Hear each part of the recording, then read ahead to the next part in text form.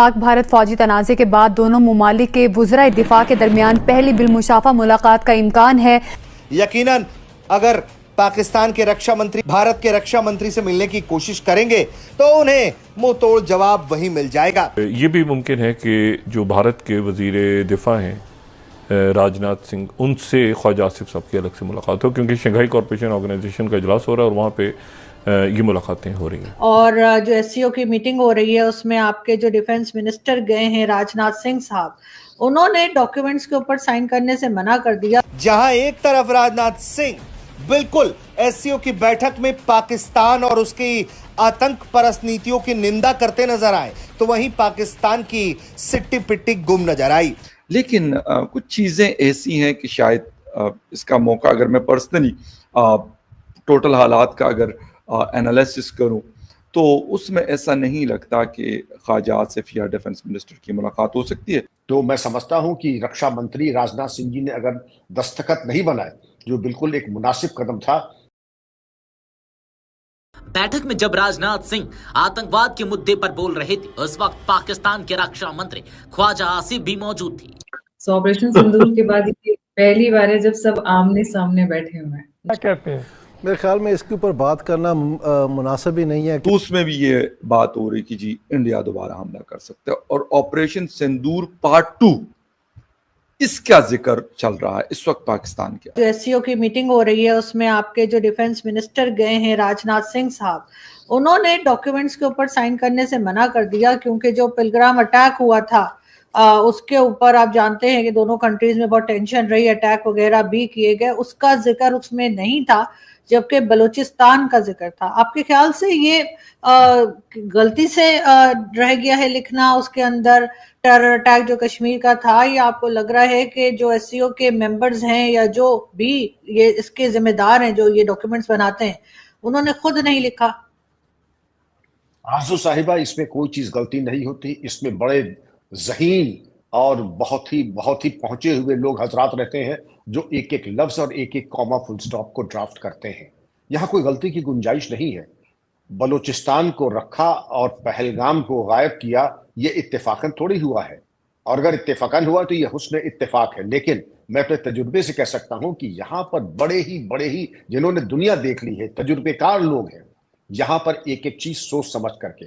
और राजनाथ सिंह हमारे यूनियन रक्षा मंत्री, जो रक्षा मंत्री हैं, उन्होंने अगर साइन नहीं किया तो ऐसा पहली बार नहीं हुआ। इसके पहले भी 2023 में आरजू साहिबा, जब चीन का बेल्ट एंड रोड इनिशिएटिव के ऊपर कुछ तस्करा हुआ था, तो तब भी राजनाथ सिंह ने साइन नहीं किया था, और इसके तमाम फायदे भी हुए हैं।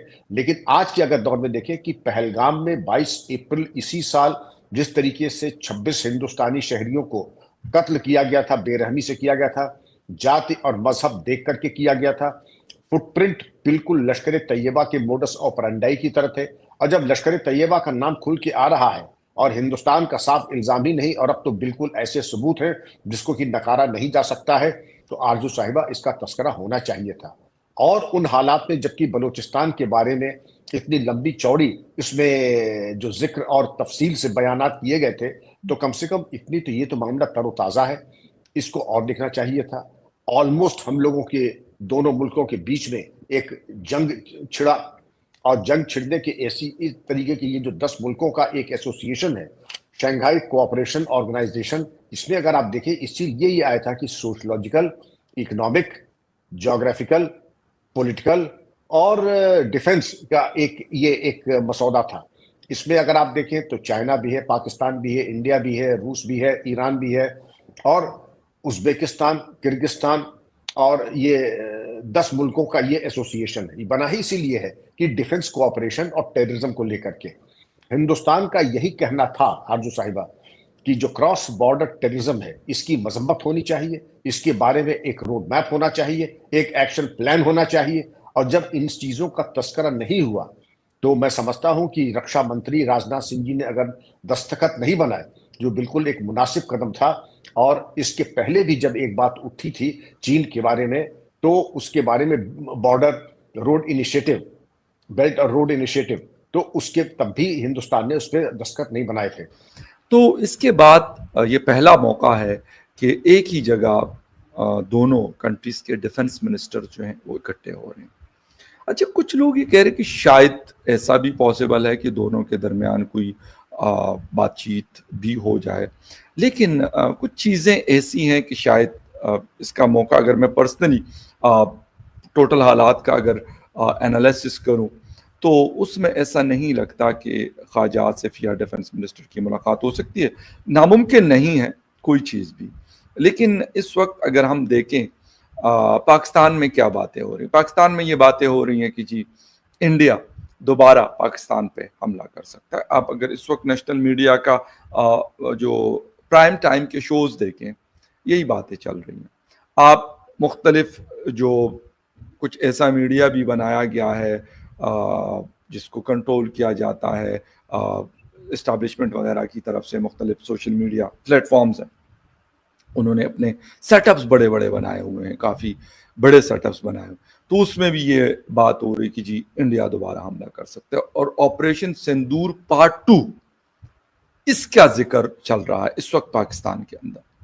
अच्छा, एक तो ये कि जी ये जोर दिया जा रहा है कि जी डिफेंस पे मजीद खर्च किया जाए, मजीद बढ़ाया जाए, एक ऐसे वक्त में कि हमने इस वक्त, जब अभी हमारा रिसेंटली बजट आया है, तो उसमें हेल्थ, एजुकेशन और जो डेवलपमेंट है या ह्यूमन इंडेक्स है, उसके ऊपर हमने कट लगाए हैं बड़े बड़े 20, 25, 30% तक। यानी इस वक्त, और ऐसे वक्त में कहा जा रहा है कि जी ये पैसा बढ़ा दिया जाए या मज़ीद चीज़ें जो है वो लाई जाएं, क्योंकि ये ख़तरा मौजूद है। मैं ये नहीं कहता कि इंडिया पाकिस्तान का कभी ख़तरा होता है या कभी ख़तरा नहीं होता, दोनों चीज़ें होती हैं, सेम टाइम में दोनों चीज़ें होती हैं। अभी जब पहलगाम हुआ या पहलगाम से पहले भी एक दूसरे के खिलाफ बयानात चल रहे होते थे, लेकिन जब पहलगाम हुआ तो उसके बाद एक जैसे हेलो दोस्तों, नमस्कार। ये मेरी नई वीडियो आ गई है। ये वीडियो है चाइना के अंदर जो SCO मीटिंग हो रही है, उसके अंदर राजनाथ सिंह ने रक्षा मंत्री, पाकिस्तान के रक्षा मंत्री से ना हाथ मिलाया, ना उनकी ओर मुड़ के देखा है।